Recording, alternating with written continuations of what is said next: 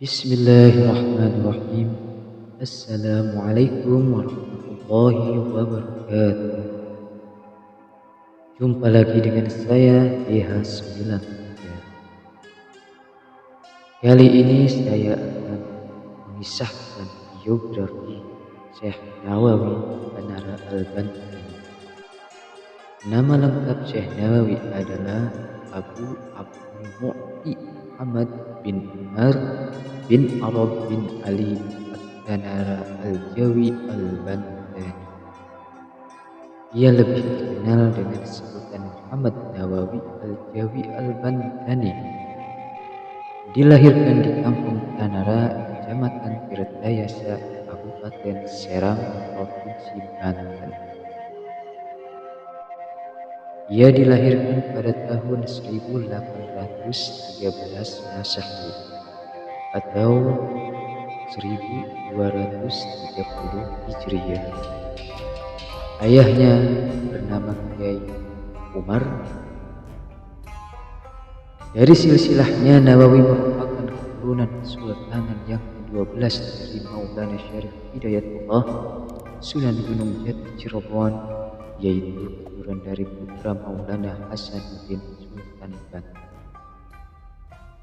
Nasabnya tersambung dengan Nabi Muhammad Sallallahu Alaihi Wasallam melalui Imam Ja'far Shadiq, Imam Muhammad Al-Baqir, Imam Ali Zainal Abidin, Sayyidina Husain, Siti Fatimah Zahra binti Muhammad Sallallahu Alaihi Wasallam. Pada usia 5 tahun, Syekh Nawawi belajar langsung di bawah asuhan ayahandanya. Di usia yang masih kanak-kanak ini, beliau pernah bermimpi bermain dengan anak-anak sebayanya di sungai. Karena merasakan haus, ia meminum air sungai tersebut sampai habis. Namun, rasa dahaganya tak kunjung surut, maka Syekh Nawawi bersama teman-temannya beramai-ramai pergi ke laut, dan air laut pun diminumnya seorang diri hingga mengering. Ketika usianya memasuki 8 tahun, anak pertama dari 7 bersaudara itu memulai pengembaraannya dari ilmu. Tempat pertama yang dituju adalah Jawa Timur. Namun sebelum berangkat, Syekh Nawawi harus menyanggupi syarat yang diajukan oleh ibunya. Kata ibunya, "Kudoakan dan kurestui kepergianmu mengaji, dan syarat jangan pulang sebelum kelapa yang sengaja tanam ini berbuah." Lalu Syekh Nawawi pun menyambutnya. Maka berangkatlah Syekh Nawawi menjalankan kewajibannya sebagai seorang muslim, yaitu menuntut ilmu. Setelah 3 tahun di Jawa Timur, beliau pindah ke salah satu pondok di daerah Cikampek, Jawa Barat, khusus belajar lughat, beserta dengan 2 orang sahabatnya dari Jawa Timur. Namun sebelum diterima di pondok baru tersebut, mereka harus mengikuti tes terlebih dahulu. Ternyata mereka bertiga dinyatakan lulus, tetapi menurut kiai barunya ini, pemuda yang bernama Nawawi tidak perlu mengaji lagi. Namun kata kiainya, "Nawawi, kamu harus segera pulang karena ibumu sudah menunggu dan pohon kelapa yang beliau tanam sudah berbuah." Langsung kiai memberitahu dari mana beliau bisa. Jadi Syekh Nawawi belum sempat belajar di Cikampek, Jawa Barat. Tidak lama setelah kepulangannya, Syekh Nawawi dipercaya akan mengasuh pondok yang telah dirintis ayahnya. Di usianya yang masih relatif muda, beliau sudah tampak kealimannya, sehingga namanya mulai terkenal di mana-mana. Mengingat semakin banyaknya santri baru yang berdatangan dan asrama yang tersedia tidak lagi mampu menampung, maka Kiai Nawawi berinisiatif pindah ke daerah Tanara Pesisir. Ranjak usianya yang 15 tahun, ia mendapat kesempatan untuk pergi ke Mekah menunaikan ibadah haji. Di sana ia memanfaatkan waktunya untuk mempelajari beberapa cabang ilmu. Di antaranya adalah ilmu kalam, bahasa dan sastra Arab, ilmu hadis, ilmu tafsir, dan ilmu fiqih. Setelah 3 tahun belajar di Mekah, ia kembali ke daerahnya tahun 1833 Masehi dengan ilmu keagamaan yang relatif lengkap untuk membantu ayahnya mengajar para santri. Namun hanya beberapa tahun kemudian ia memutuskan berangkat lagi ke Mekah sesuai dengan impiannya untuk mukim dan menetap di sana.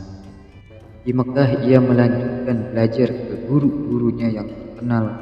Pertama kali ia mengikuti bimbingan dari Syekh Khatib Sambas, Toreqat Qadiriyah wal Sabandiyah di Indonesia, dan Syekh Abdul Ghani Bima, ulama asal Indonesia yang bermukim di sana.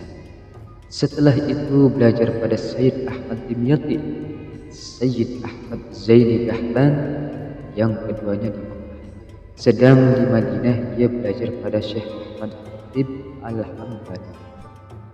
Kemudian pada tahun 1860 Masehi, Syekh Nawawi mulai mengajar di lingkungan Masjidil Haram. Prestasi mengajarnya cukup memuaskan karena dengan kedalaman pengetahuan agamanya. Ia tercatat sebagai syekh di sana pada tahun 1870 Masehi. Kesibukannya bertambah karena ia harus banyak menulis kitab. Inisiatif menulis banyak datang dari desakan sebagai kolegannya dan para sahabat dari jauh. Kitab-kitab yang ditulisnya sebagian besar adalah kitab-kitab komentar atau syarah dari karya-karya ulama sebelumnya yang populer dan dianggap sulit dipahami. Alasan menulis syarah selain karena permintaan orang lain, Syekh Nawawi juga berkeinginan untuk melestarikan karya pendahulunya yang sering mengalami perubahan, takrif, dan pengurangan. Dalam menyusun karyanya, Syekh Nawawi selalu berkonsultasi dengan ulama-ulama besar lainnya sebelum naik ke cetak naskahnya terlebih dahulu dibaca oleh mereka. Karya-karya beliau cepat tersiar ke berbagai penjuru dunia karena karya-karya beliau mudah dipahami dan padat isinya. Nama Syekh Nawawi bahkan termasuk dalam kategori salah satu ulama besar di abad ke-14 Hijriah atau 19 Masehi. Karena kemasyhurannya beliau mendapat gelar Sayyid Ulama Al-Hijaz, Al-Imam, Al-Muhaqqiq, Wal-Fahammah, Al-Mudaqqiq, A'yan Ulama, Al-Qarn, Al-Ram, Asyar, Il-Hijrah, Imam Ulama Al-Harmain. Syekh Nawawi cukup sukses dalam mengajar murid-muridnya, sehingga anak didiknya banyak yang menjadi ulama kenamaan dan tokoh-tokoh nasional Islam Indonesia.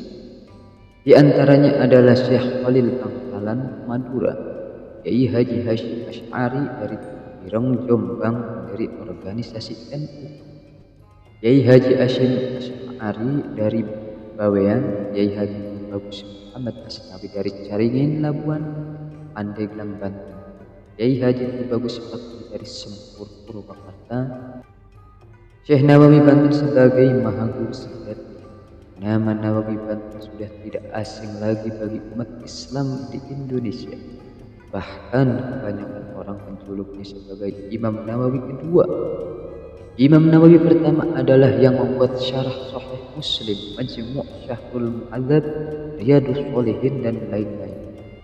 Melalui karya-karyanya yang sangat tersebar di pesantren-pesantren tradisional yang sampai sekarang masih banyak dikaji. Nama Kiai asal Banten ini seakan masih hidup dan terus menyertai umat, memberikan wejangan ajaran Islam yang mendidikan. Di setiap majelis taklim, karyanya selalu dijadikan rujukan ulama dalam berbagai ilmu, dari ilmu tauhid, fiqih, tasawuf, sampai tafsir. Karya-karyanya sangat terkenal. Di kalangan komunitas pesantren Syekh Nawawi tidak hanya dikenal sebagai ulama penulis kitab, tapi juga mahal guru sejati. Syekh Nawawi telah banyak berjasa meletakkan landasan teologis dan batasan-batasan etis tradisi keilmuan di lembaga pendidikan pesantren. Ia turut banyak membentuk keintelektualan tokoh-tokoh para pendiri pesantren yang sekaligus juga banyak menjadi tokoh pendiri organisasi Nahdlatul Ulama. Apabila Kiai Haji Hasyim Asy'ari sering disebut sebagai tokoh yang tidak bisa dilepaskan dari sejarah berdirinya ilmu, maka Syekh Nawawi adalah guru utamanya. Di sela-sela pengajian kitab-kitab karya gurunya ini, seringkali Kiai Haji Hasyim Asy'ari bernostalgia bercerita tentang kehidupan Syekh Nawawi. Kadang mengenangnya sampai meneteskan air mata karena besarnya kecintaan beliau terhadap Syekh Nawawi. Goresan cinta Syekh Nawawi di samping digunakan untuk mengajar kepada para muridnya, seluruh kehidupan beliau banyak mencurahkan mengarang beberapa kitab besar karya tokoh itu. Konon saat ini masih terdapat ratusan judul naskah asli tulisan Syekh Nawawi yang belum sempat diterbitkan. Karya-karya Syekh Nawawi Al-Bantani antaranya Nasoihul Ibad, Qami'ut Tibyan, Tafsir Munir, Anqihul Qaul, Madarijus Su'ud, Rijalul Durori, Fathul Mujib, Kasyifatus Syajah, Syarah Safinatun Najah, Uqudul Zain, Fathul Ghais, dan masih banyak lagi karya-karyanya. Syekh Nawawi menghembuskan nafas terakhir di usianya yang ke-84 tahun, tepatnya pada tanggal 25 Syawal tahun 1314 Hijriah atau bertepatan dengan 1897 Masehi. Beliau dimakamkan di Ma'la dekat makam Sayyidah Khadijah, Ummul Mukminin, istri Rasulullah Shallallahu Alaihi Wasallam. Beliau sebagai tokoh kebanggaan umat Islam di Jawa, khususnya di Banten. Umat Islam di Desa Tanara, Wirtayasa, Banten setiap tahun di hari Jumat terakhir bulan Syawal selalu diadakan acara haul dengan peninggalan Syekh Nawawi Banten. Demikianlah biografi Syekh Nawawi Al-Bantani. Kurang lebihnya saya mohon maaf. Wallahu a'lam bishawab. Assalamualaikum warahmatullahi wabarakatuh.